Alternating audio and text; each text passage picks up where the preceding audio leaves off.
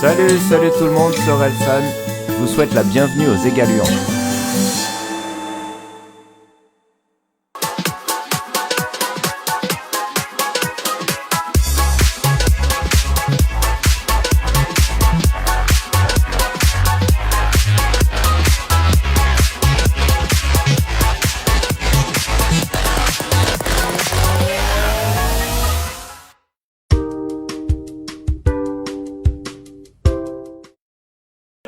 Moi je suis de la région, on est venu du coup en tant que bénévole pour participer au festival du cinéma normand et nous on est principalement là pour la buvette. Voilà, on a chacun nos rôles et c'est le mien. D'accord. Et est-ce que vous allez voir les films au cinéma un peu aussi ? Alors là on n'aura pas l'occasion de le faire aujourd'hui parce qu'on va rester à nos postes, mais demain on poste aussi, mais dès qu'on aura l'occasion on ira faire un tour. Une autre question, un film préféré, une phrase culte ? Love Actually. On joue au jeu de l'Esnek, c'est un jeu viking très ancien. On y jouait au Moyen-Âge et on a fait une association de jeux et sports normands pour remettre au goût du jour les jeux du Moyen-Âge et aussi les jeux qu'on jouait chez nous dans le Cotentin, les jeux de quilles, les jeux de palais et beaucoup d'autres jeux qu'on a trouvés.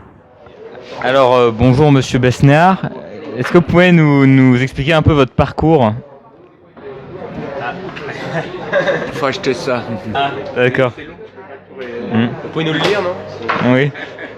Non, mais mon parcours, il est très long. Il est très, mais il a des attaches avec la Normandie puisque j'ai passé mon enfance entre Houlgat et Saint-Martin-des-Besaces, à côté de Vire. Donc Vire, c'est pas très loin, c'est le Calvados, c'est à la limite de la Manche. Donc mon parcours, j'ai été aussi comme vous en seconde, en première, en terminale.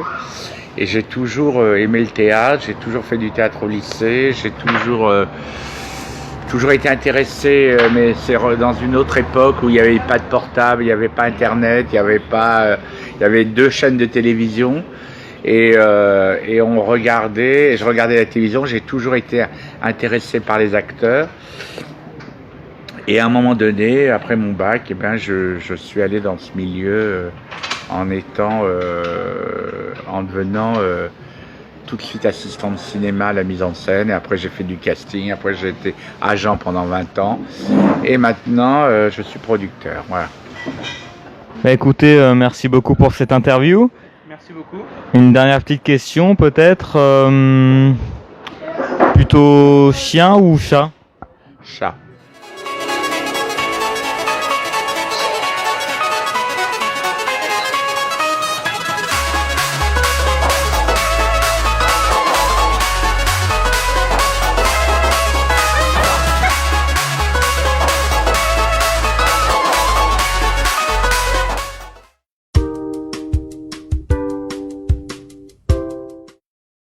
Alors moi je suis journaliste pour une radio qui s'appelle France Info, qui est une radio d'information continue, donc on donne des informations 24 heures sur 24. Et moi je suis spécialisée, je suis spécialiste média, c'est-à-dire que moi je m'occupe de tout ce qui est actualité de la presse écrite, de la télévision, des séries télé, voilà, d'actu sur internet. Et donc tous les matins je fais une chronique à l'antenne à 7h20, donc j'arrive tôt le matin, j'écris ma chronique, je viens la faire au micro. Et puis j'ai un autre rendez-vous un petit peu plus tard dans la matinée où j'ai un invité qui peut être un journaliste, un réalisateur, un comédien de série, etc. pour présenter un projet. Et puis voilà, du coup c'est du lundi au vendredi à l'antenne. Alors moi je suis née ici, je suis née à 40 ans, la maternité pas très loin, j'ai fait toutes mes études ici, voilà, l'école maternelle, l'école primaire, le collège Gambetta, le lycée Sylvain de Beaulieu, voilà, jusqu'au bac. Puis après je suis partie continuer mes études à Caen. C'était déjà il y a une quinzaine d'années déjà. Vous êtes du pays Pont-l'Évêque ou Camembert ? Alors moi c'est un choix difficile, moi je dirais Camembert. Merci. Ça passe bien, je suis arrivé il y a une petite heure et puis on a présenté le film. Et puis voilà, on est là avec les gens de 40 ans sur la tente en face de la mairie. Donc tout va bien. Mais j'ai toujours eu envie de raconter des histoires. Du coup, ouais, forcément, ça m'a toujours dit de faire un film. Et puis à un moment, je me suis dit, bon, allez, j'y vais. Puis voilà, j'ai foncé et maintenant, le film est sorti il y a 1 an. C'est un parcours. Ouais, je suis content. C'est le début. D'où vous est venue l'idée du titre du film ?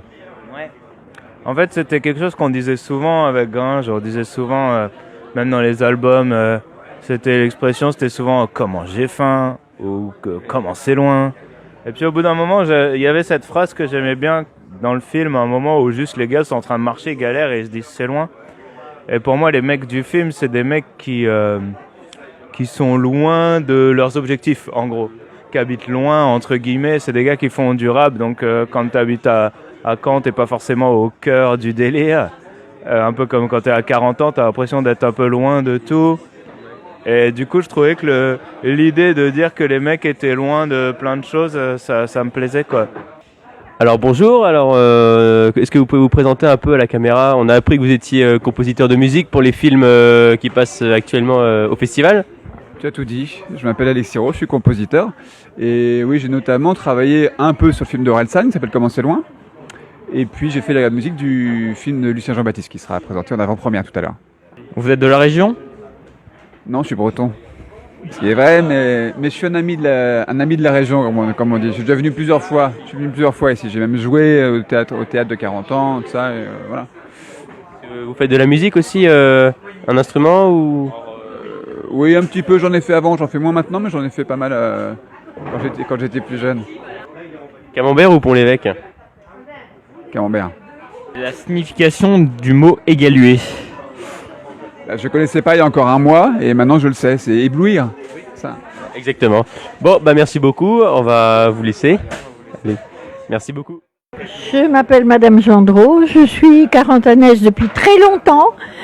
Et j'ai eu pas mal de rapports avec le cinéma quand j'étais enfant, parce que ça a commencé, j'avais 12 ans, parce que mon oncle était concierge au studio Éclair à Épinay-sur-Seine, où a été tourné en particulier La Belle et la Bête, et j'ai vu tourner quelques scènes de La Belle et la Bête sur les plateaux du studio Éclair à Épinay. Voilà. Et je vais vous dire quelque chose que très peu de gens savent. On sait que Jean Marais est né à Cherbourg et tout ça, mais que ses grands-parents tenaient un bazar dans le bas de la rue Olgat à 40 ans. Je m'appelle Pierre-Olivier, je suis l'un des 4 organisateurs du festival avec Maxime, Sébastien et Emmanuel.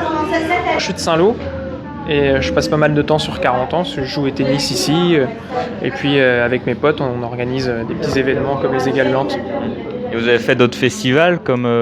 Ouais, alors moi les festivals c'est mon métier puisque j'organise Papillon de Nuit, alors plutôt les festivals de musique du coup et j'en ai organisé plein, j'organise plein de concerts. Là l'idée c'était de faire quelque chose d'un peu différent et du coup comme on est tous des passionnés de cinéma, voilà l'idée c'était de faire un joli festival de cinéma à 40 ans.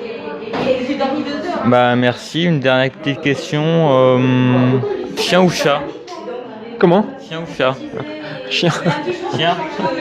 Merci. Merci à vous. Je suis très heureux parce que figurez-vous que j'arrive d'Avignon, direct, voilà, pour participer à ce festival. Je suis là parce que Maxime Delaunay, qui organise le festival, est le producteur de mon film. C'est quelqu'un qui m'a fait confiance, comme quoi on peut faire confiance aux Normands, hein. Et donc je vais présenter ce beau film qui s'appelle Il a déjà tes yeux. C'est l'histoire d'un couple de noirs qui adopte un enfant blanc. Une situation à laquelle on n'est pas toujours habitué. Dans l'autre sens, on a l'habitude. Et puis, quand ils vont adopter cet enfant, à partir de ce moment-là, tout va devenir fou autour d'eux. Ça va donner des situations assez hilarantes. Et alors que ça ne devrait pas. Mais voilà, comme quoi, parfois, face à des nouvelles situations, les gens sont surpris. Et puis finalement, on s'habitue. Et puis, la vie peut être belle, même avec la différence. Voilà. Alors moi, j'ai un parcours assez atypique parce que au départ, petit, je voulais être comédien, tout petit. Je faisais pas mal d'imitations, des choses comme ça. Et puis après, j'ai grandi en banlieue. Et puis en banlieue, à mon époque, parce que j'ai quand même 50 ans, à mon époque, il n'y avait pas trop de jeunes qui voulaient faire du cinéma. Ça coûtait de l'argent et tout ça. Et donc, j'ai un peu oublié tout ça. Donc, j'ai fait de la publicité. Je travaillais sur des concerts, des choses comme ça. Et à l'âge de 30 ans, j'ai décidé de changer de vie. J'en avais marre de ce que je faisais, donc je suis allé m'inscrire dans un cours de théâtre parisien, le cours Florent. Et puis voilà, les cours de théâtre. Après, j'ai commencé à faire du doublage, des petits rôles dans des téléfilms, des petits rôles au cinéma. Et puis un jour, je me suis dit, mais ce métier, c'est marrant. Si soit tu attends chez toi qu'il se passe quelque chose. Puis je me suis dit non, moi j'ai pas envie d'attendre. Et j'avais toujours en tête l'envie de raconter un souvenir d'enfance qui est mes premières vacances à la neige. Et j'en ai parlé à des producteurs et ils m'ont fait confiance. Et j'ai écrit mon premier film qui s'appelle La Première Étoile, que je pense que certains ont vu, que beaucoup de gens ont vu. Et ça m'a permis, ça m'a lancé vraiment grâce au succès, parce que pour réussir dans le cinéma, c'est bien d'avoir un petit succès. Et depuis, j'ai continué à faire des films. Voilà. C'est comme ça que ça s'est fait, en résumé. We ain't never getting no